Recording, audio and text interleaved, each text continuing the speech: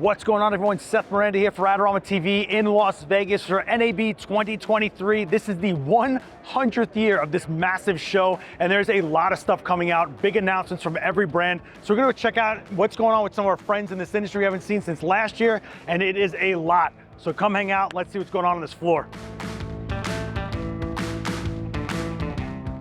It's NAB, which means we have to stop by Canon, and I'm with Paul. We haven't seen each other in a while. Yeah, it's been a while, man. But last summer, you guys released the Flex Zoom 4 full frame, and now you've got a new version of it.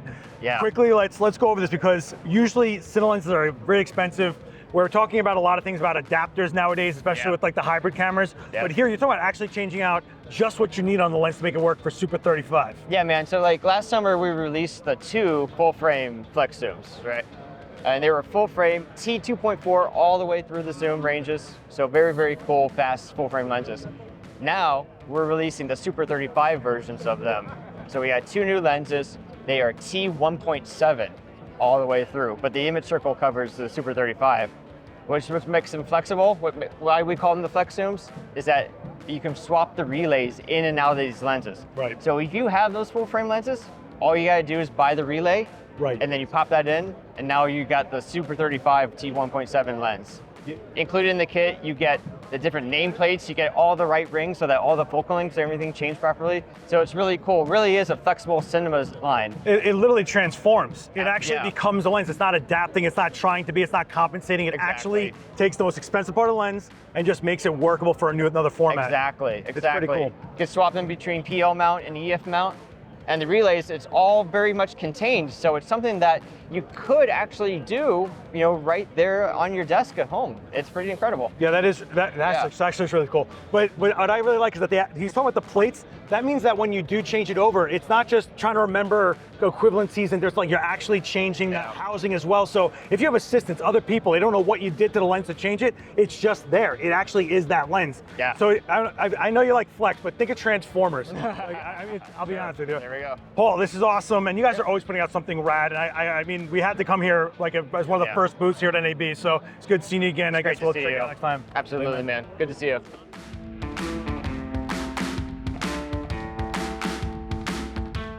So we have to go by the Godox booth, and I mean, you guys hear this name all the time because they're constantly releasing new stuff. I got Jameson with me here, and we have a lot to cover, so let's get right into it. You guys saw the MG1200 buy on our channel with Nick Dobbs using it, but we had to start with this one here. Yeah, monster light. Oh yeah, I love it.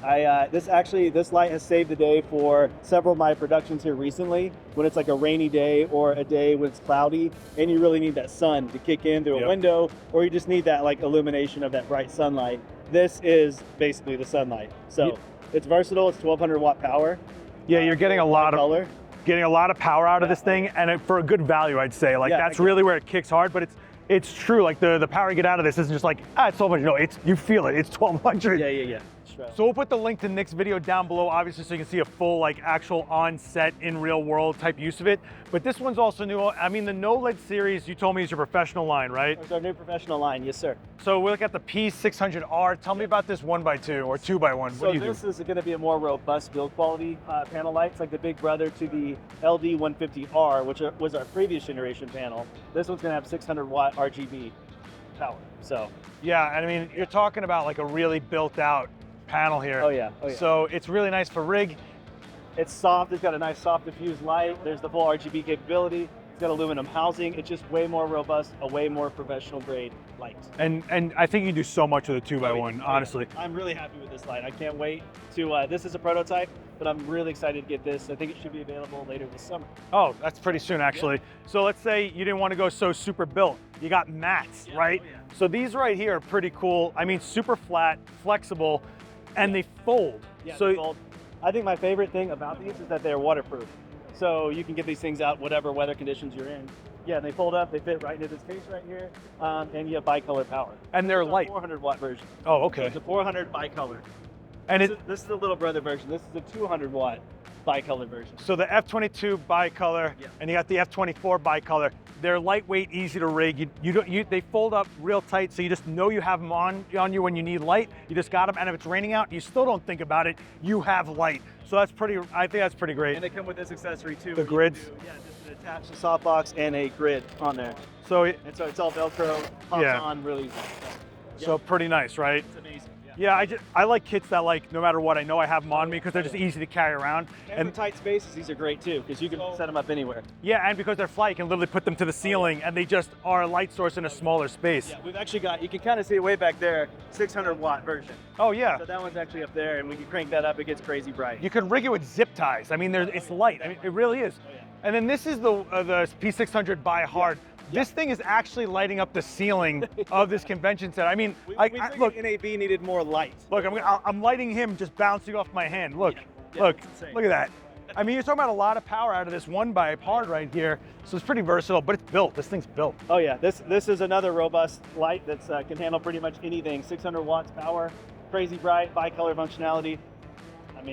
I mean, it's a hard light. So This is just like this much of this booth. I mean, there's just so much, from audio solutions to model lights to math. I mean, everything's here. So if you don't know about all this stuff, links down below. But Godox, I feel like we're constantly talking about something from Godox because there's always something coming out, and it's always something different. oh yeah, there's always something new. So And they're Yeah. a good value for what you're looking to do out there. So good for running gun production, good for people that are getting into it, and good just value as good for working professional professionals. productions now. So now we're into that realm. Look So- at, yeah, the Knowled line, oh, Knowled. Yeah. Oh yeah.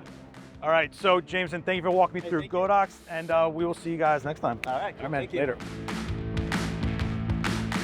All right, I had to stop by Fujifilm, and you know why. I've been talking about Fujifilm like crazy, and one of the last episodes of Rewind, we talked about camera to cloud. I mentioned Victor Ha. I bring you Victor Ha. This is the guy who went right over to Frame.io and was like, where's your camera? I love this story.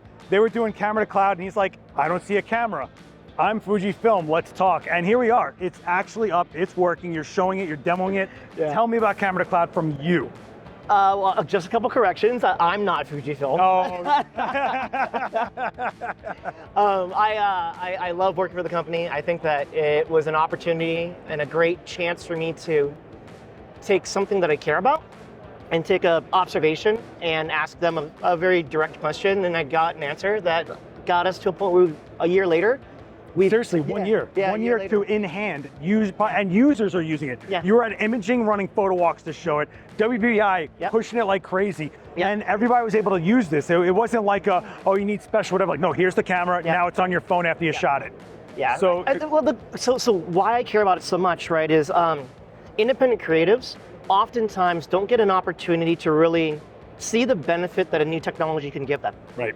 And with Camera to Cloud, what we're allowing them to do is to maybe collaborate with someone who's not on set with them, or collaborate with someone who's far across the other side of the world or the country or another state, and allow them the opportunity to stitch together a workflow where you don't have to be in the same room, but you don't limit your creativity as a result of that, right? Yeah, because I think when we talk about camera to cloud, initially people just think, oh, it's about storage, not about a workspace or a collaboration effort, which is what the Frame.io thing brings in. Yeah. Plus you partner with other things like Imagine Yep. and SmugMug and all Yep. this stuff. So Yep. talk to me about that a little bit. So it's funny to think about how exciting Camera to Cloud is, right? But we were in the room talking about it one day, and I got really excited. I said, it goes right from the camera, right into Frame.io. And I felt like I was back in high school because someone in the room said, well, what else? They just don't get it till it hits. Like, what else? Yeah. And I was like, well, and I was like, actually, you're right. Because it's exciting for a minute to get a camera to move a file to the cloud. It becomes infinitely more exciting when you say, okay, when the file gets to the cloud, now AI is going to take over. It's going to cull it, it's going to focus check it, it's going to provide a automatic adjustment, and then it's going to build a gallery that's shoppable. And it's an automatic, so if you're using Imagine, it's tailoring based on how you like to edit. It's not just like a random whatever. So you can actually make it so if you're a wedding photographer, you can deliver before you leave. Well, I was just using the story earlier where if you're a wedding photographer and you're going to be at the reception, you could drop QR codes on the tables now and have it actually make images, or you could make images, have them all be edited, have them all made and put into a gallery, and before you're gone, people can buy and shop those images, get prints or downloads. It's the next step, it feels like, right? Yeah. I mean, so is this all across the whole line? Right now it's XH2 and XH2S, and we're thinking about how it can be employed with future products and the future discussions. I think for us, it's something that factors very heavily in every conversation moving forward because of what we've seen it do in conversations we have with photographers today. Okay, and more importantly, it's a firmware. It's not like you're charging for a subscription, like it's a firmware. Yeah, it's a firmware, and I've only talked about the still side of it, right? Right. The video side of it, we made so many cool little test projects throughout the course of the last year. And at the tail end of our testing and development, we started making films with it. So we started making BTS films. We actually made the world's first short film delivered entirely through the cloud. We had assemblies and edits made by the time they wrapped 3 days later. Because you're slinging proxies now, right? Yeah. So real time, the workflow is getting cut down like this. I mean, it's unbelievable. And you could deliver faster. You're working more. Well, and what it does is, like, I was talking to the DP, and on that film, she said, I have never gotten a chance to look at every clip inside of in an environment where before I start my next shoot day, I can actually get my continuity. Gotcha. Wow. I've got all of my continuity now. I can go get my headspace right in, and then Fernando's eyebrows just went up completely. It's incredible.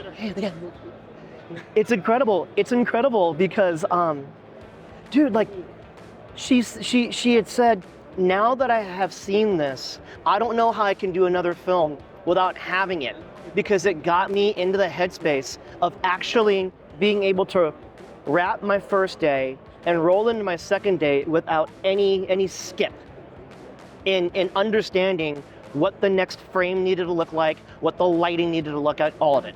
This is unbelievable. And this is, keep in mind, this conversation started for this collaboration, this partnership a year ago, and someone has just had their entire workflow and probably the way the rest of their career is going changed because of what came out of this. We were using a first-time director. It was their second project that they had done with their DP, and we brought an entire production support team around them so that they could focus on their film, and we could be their support group for Camera Cloud. It was awesome. It's awesome. So we can go on and on about this, but we're going to put a link down below so you can read through what Camera Cloud is really all about. Just know it's more than what you think, and it's ever growing with more and more partnerships going. It's the in-between is the more exciting part. From the camera, between the cloud is really what's interesting that's going on here. So, Victor, I'm so glad I got you on the channel finally. We talk all the time, but like it's one of those things where like, oh, I guess we never talked in front of everybody else, right? It's so weird because like I feel like I'm better in person, but not on camera. So like I'm gonna probably be done with this interview and I'll walk away and we'll be talking. I was like, why didn't you record that? No, I know we always say that. We always say that. Victor, you know I love you, man. Thank you so much. Thank you.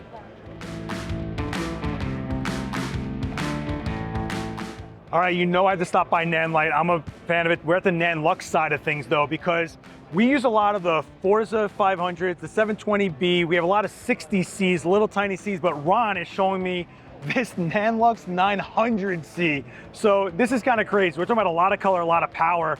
Walk me through this a little bit. Well, 900 watts, probably the brightest light in this chip technology, the emitter technology, which is RGBACL, red, green, blue, amber, cyan, and lime, which gives you the broadest color spectrum available at this time. Yeah, it's beyond RGB. Well beyond RGB, yeah, well beyond RGBW, RGBWW. So this gives you full control over the broadest spectrum. Yeah, one of the things we noticed with the 60C is not just the spectrum, but the saturation. Yes. So is this similar in that same effect?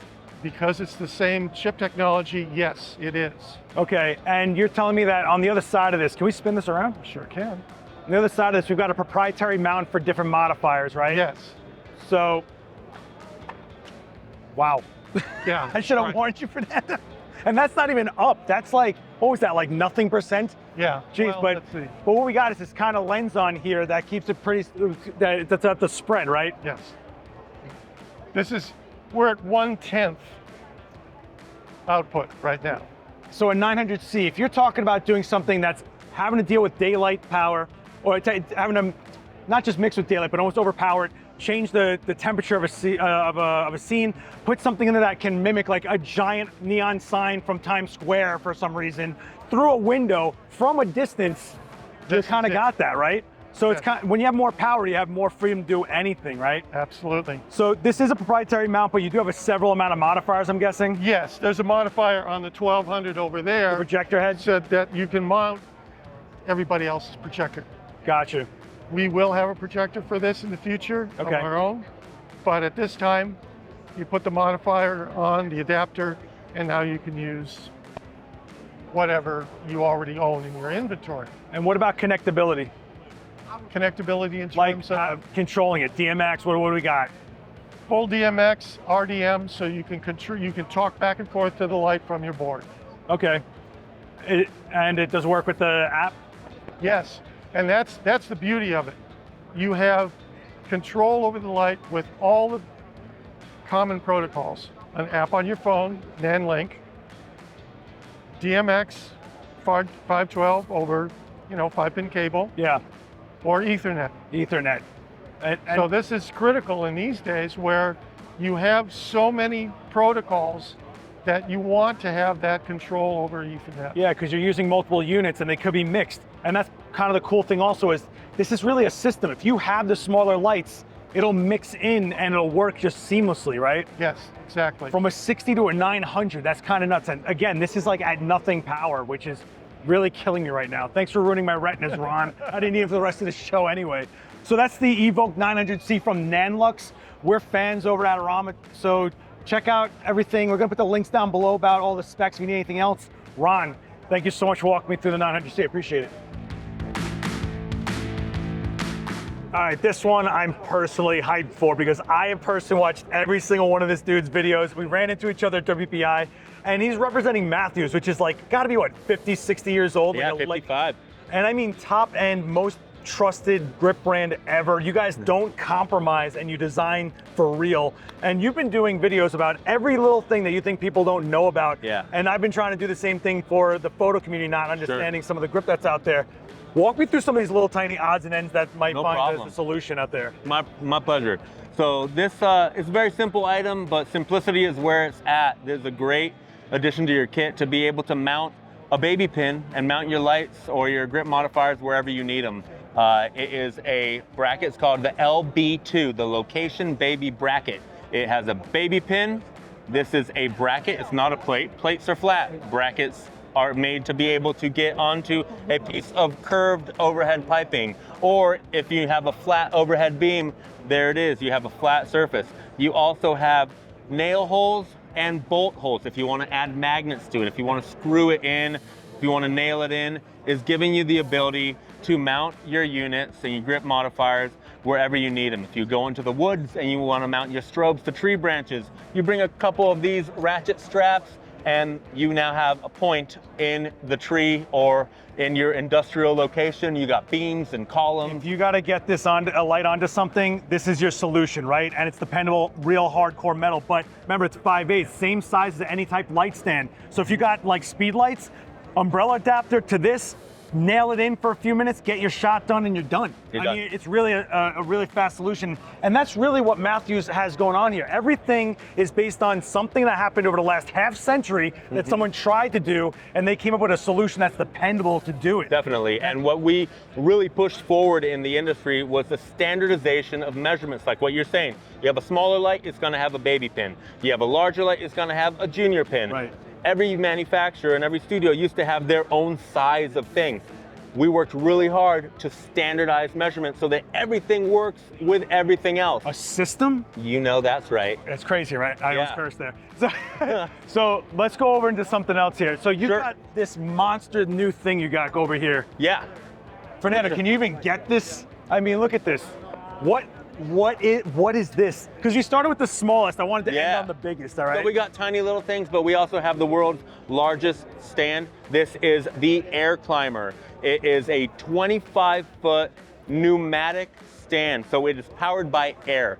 Inside of here, there's no gears, there's no cables. It's powered by an air compressor, and it gets you up 25 feet in the air, and that means less pieces that can break. When you have cabling and all sorts of gearing, you have things that can fail. This guy is air, and it is component-based. So this whole thing breaks down. I can pull this out. Okay, that's cool. Okay, that's cool. Okay. Yeah. So basically, it's able to get to locations and sets, right? But Rooftops, what's penthouses. the weight capacity on that? Just 200 pounds. Just 200 pounds. pounds. 200 pounds. If you overload it, it's just not going to go as high. So you can put on 230 pounds, it just won't make it to 25 feet. That's a safety mechanism. As soon as you overload it, you get 230, 240 pounds, it's just going to start purging air out of here. Like that. The air is going to come out, and it's not going to allow you to go as high as, you know, and safety is what Matthews is all about. We know you're going to do whatever you're going to do once you get our gear into your hands.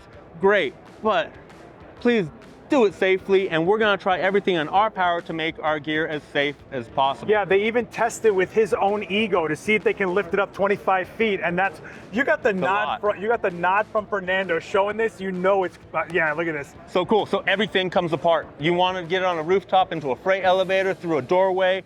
These come out simply. Pull that pin. You pull this pin, and just like that, it comes out.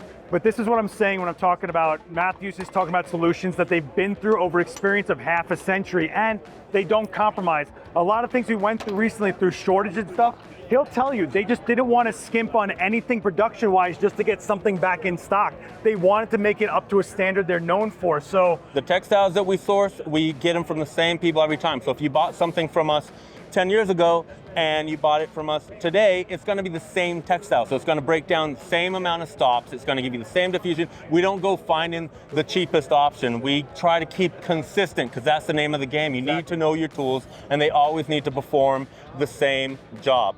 So, well, guys, this is the one and only Martin Dorner. And if you want more of this, actually just go to Matthews on Instagram and watch all the reels. Less than a minute, he'll walk you through all these little things you didn't know existed that will probably get you to do exactly what you're trying to do with that thing and that binder clip and that little pole that you found in the garbage. They probably have it for you, okay? You know it. Man, I'm so glad we finally got to do something. Thank you so much, brother. I appreciate you so much.